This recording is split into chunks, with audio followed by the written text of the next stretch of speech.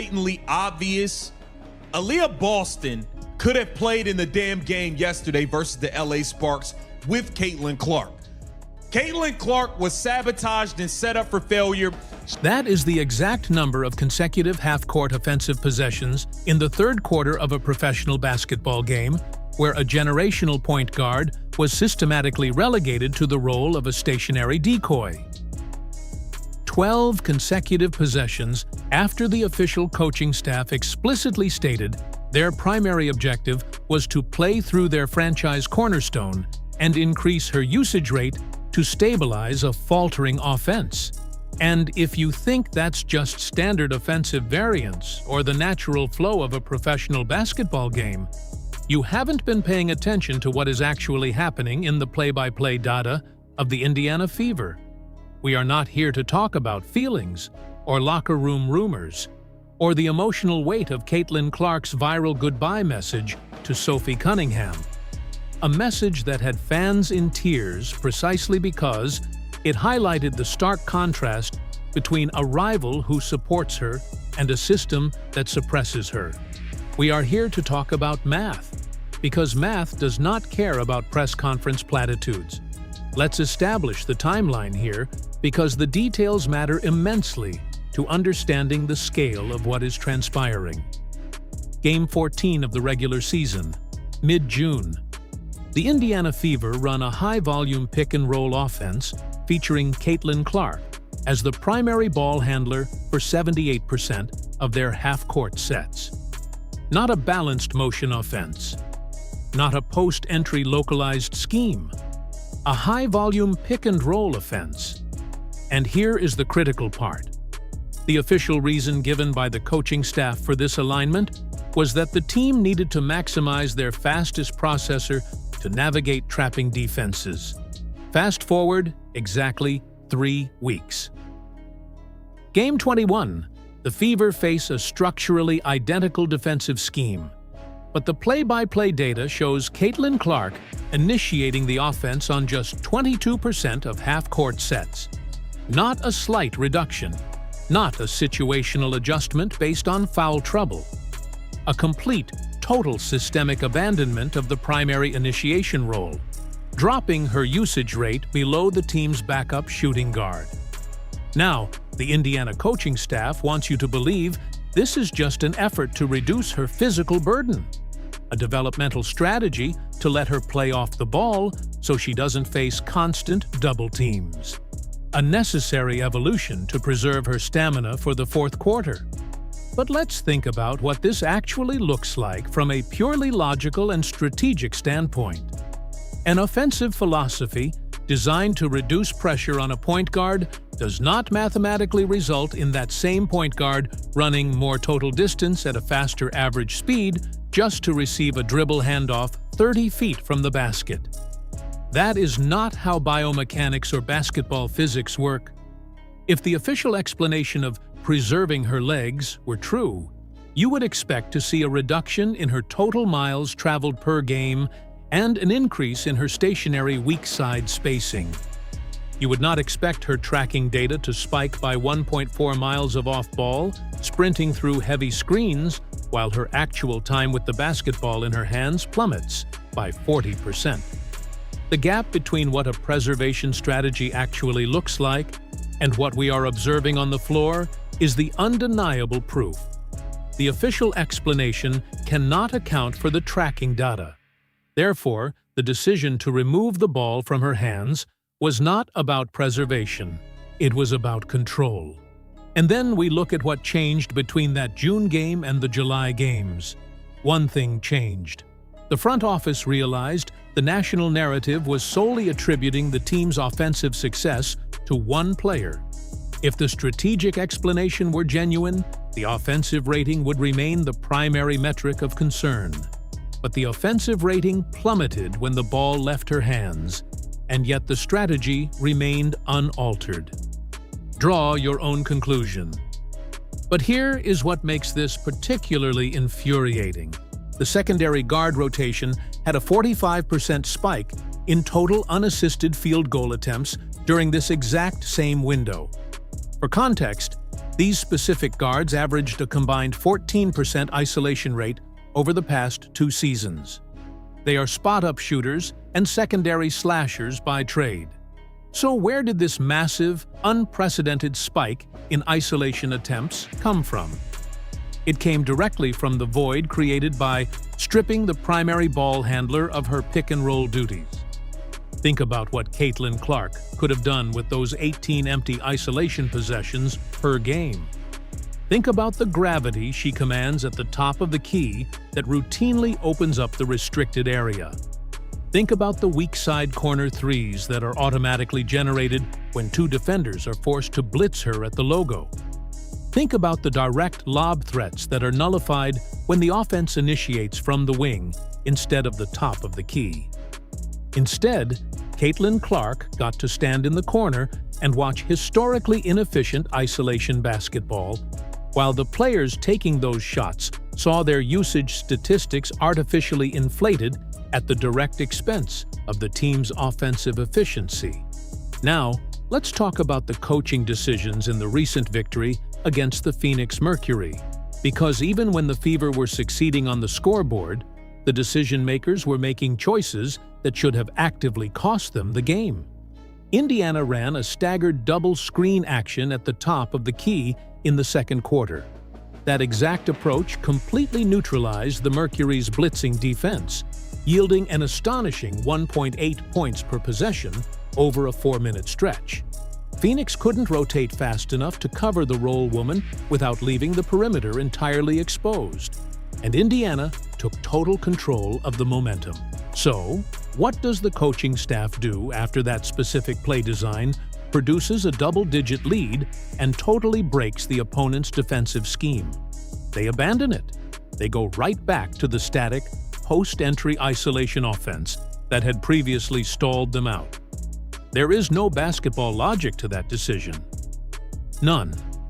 When you find something that works, especially something that works that dramatically against a veteran defensive team, you run it until the opponent proves they can stop it.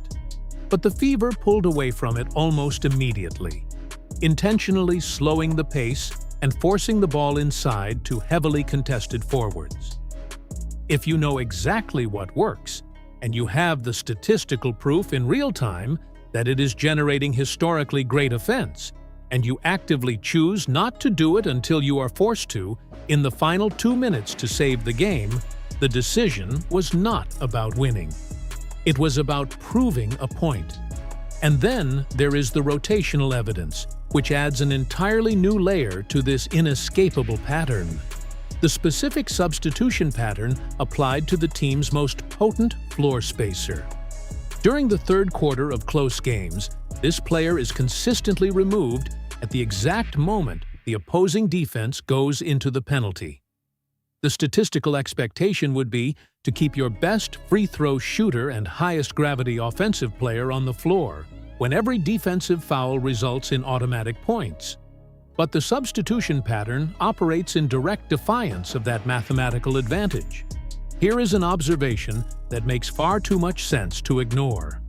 By removing the primary floor spacer when the defense is in the penalty, you artificially suppress her scoring average while simultaneously protecting the usage rates of the veteran players who remain on the floor to shoot those free throws. So, what happens when you deliberately alter standard rotational logic to keep the ball out of your rookie's hands during the highest efficiency scoring windows? You artificially deflate her statistical impact. But here is what makes this systematic suppression particularly revealing.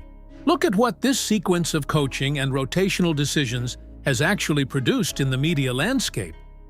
It has created the manufactured narrative that the team needs to play balanced basketball to win. And now, the narrative writes itself across every daytime sports debate show. The narrative claims the team is actually more structurally sound when they don't rely entirely on Caitlin Clark. They claim the veteran players function more smoothly when Clark is not dominating the possession time. Here is exactly how you manufacture that narrative using the box score. Step 1. Set the star up to fail by placing her in off-ball actions she was never drafted to execute. Step 2. Force-feed the veteran players against lower-tier defenses to inflate their localized counting stats. Step 3. Let the narrative naturally create itself among pundits who only read the post-game box score without watching the tracking data. Step 4. Use that manufactured media narrative to justify permanently altering the star's role, effectively threatening her future earning potential and historical trajectory. Never mind the context that makes the narrative entirely false. The context that the team's overall net rating drops by a staggering 14 points when they run this balanced system against playoff-caliber teams. The context won't matter to the talking heads, who will run with the narrative because it generates controversy and clicks. Why would a franchise do this? Why would you deliberately handicap the most prolific offensive engine to enter the league in a decade? The only explanation that mathematically fits the observable data is a front office culture driven by veteran resentment, coaching ego, and a desperate need for narrative control. They want to win, but they want to prove they can win their way, without having to bow to the unprecedented phenomenon they drafted. But that is painfully short-term thinking that completely ignores the catastrophic long-term consequences. Because if you successfully suppress her usage and prove your little point to the locker room this season, what happens when the rookie contract expires? What happens when a player who fills arenas and shifts the entire economic paradigm of the league realizes she is being strategically minimized by the very people employed to maximize her? What happens when free agency opens and 11 other franchises are waiting with offensive systems custom-built for her exact mathematical profile? You have spent an entire season telling everyone she needs to wait her turn and play within the system, so the long-term cost follows logically. You lose the defining asset of a generation. The smarter play, the play that actually builds dynasties and secures championships, is to immediately restructure your entire organizational philosophy around the generational outlier. You do what championship organizations actually do when gifted with anomalous talent. Look at how the Dallas Wings built their entire offensive identity around Arike Ogunbowale's chaotic shot-making ability from day one, living with the variance because the ceiling was untethered. Look at how the Las Vegas Aces restructured their spacing specifically to turn Aja Wilson into the most terrifying downhill center in basketball history, completely abandoning traditional two-post alignments. Instead, the current Indiana organization is doing the exact opposite. They are trying to force a mathematical anomaly to fit inside a standard deviation. So, when the Fever take the floor for their next crucial stretch of games, I want you to watch the screen and look for very specific data points. Do not just watch the ball. Watch how they use Caitlin Clark in the first 4 minutes of the third quarter. Watch whether the coaching staff calls for the double drag screen in transition, or if they immediately force her to dump the ball to the trail big and run to the corner. Watch whether the secondary guards initiate the offense more than 5 times in a single quarter while Clark is physically on the floor. Watch whether her total distance traveled at top speed continues to spike while her actual time of possession plummets. Because if those 3 specific things happen, if the rotational and play-calling pattern continues exactly as the numbers predict, then we will know for absolute mathematical certainty that this wasn't just a temporary developmental phase. This wasn't a benign strategy to save her legs. This was always a deliberate statistical suppression of a generational talent to protect the egos of the established hierarchy. If the pattern continues, the franchise seals its own fate as a footnote in her eventual documentary. And if the pattern stops, it will only be because the sheer weight of public and statistical scrutiny forced their hand. Here is the ultimate truth of this entire situation, stripped of all the emotion and locker room politics. Caitlin Clark does not need the Indiana Fever. The Indiana Fever desperately, existentially need Caitlin Clark. And the sooner the front office, the coaching staff, and the veteran players figure that out, the better chance they have of participating in a dynasty, instead of being remembered as the architects of a colossal failure. Caitlin Clark brought a 400% increase in local broadcast viewership, single-handedly shattered the franchise's merchandise revenue records within 48 hours, and completely transformed the economic reality of the building she plays in. She created a cultural phenomenon that cannot be replicated by any standard coaching scheme or veteran locker room meeting. All the institution had to do was the most obvious thing in the world. Hand her the keys to the offense.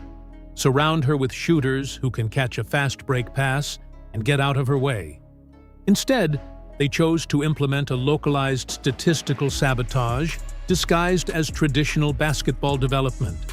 They chose to protect the pride of the past at the expense of the reality of the future.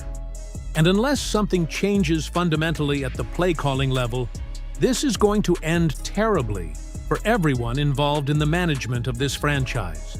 The choice is entirely theirs, but based on every single mathematical indicator we have seen over the last month, that is the exact number of consecutive half-court offensive possessions in the third quarter of a professional basketball game, where a generational point guard was systematically relegated to the role of a stationary decoy.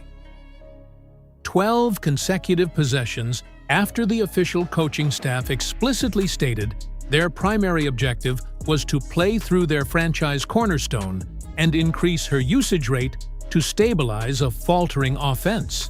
And if you think that's just standard offensive variance or the natural flow of a professional basketball game, you haven't been paying attention to what is actually happening in the play-by-play data of the Indiana Fever. We are not here to talk about feelings or locker room rumors or the emotional weight of Caitlin Clark's viral goodbye message to Sophie Cunningham. A message that had fans in tears precisely because it highlighted the stark contrast between a rival who supports her and a system that suppresses her. We are here to talk about math, because math does not care about press conference platitudes. Let's establish the timeline here, because the details matter immensely to understanding the scale of what is transpiring. Game 14 of the regular season, mid-June. The Indiana Fever run a high-volume pick-and-roll offense featuring Caitlin Clark as the primary ball handler for 78% of their half-court sets. Not a balanced motion offense. Not a post-entry localized scheme. A high-volume pick-and-roll offense. And here is the critical part. The official reason given by the coaching staff for this alignment was that the team needed to maximize their fastest processor to navigate trapping defenses. Fast forward exactly 3 weeks. Game 21, the Fever face a structurally identical defensive scheme. But the play-by-play data shows Caitlin Clark initiating the offense on just 22% of half-court sets. Not a slight reduction. Not a situational adjustment based on foul trouble. A complete, total systemic abandonment of the primary initiation role, dropping her usage rate below the team's backup shooting guard.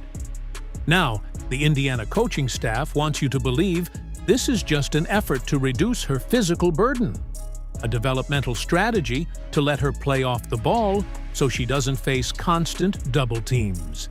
A necessary evolution to preserve her stamina for the fourth quarter. But let's think about what this actually looks like from a purely logical and strategic standpoint. An offensive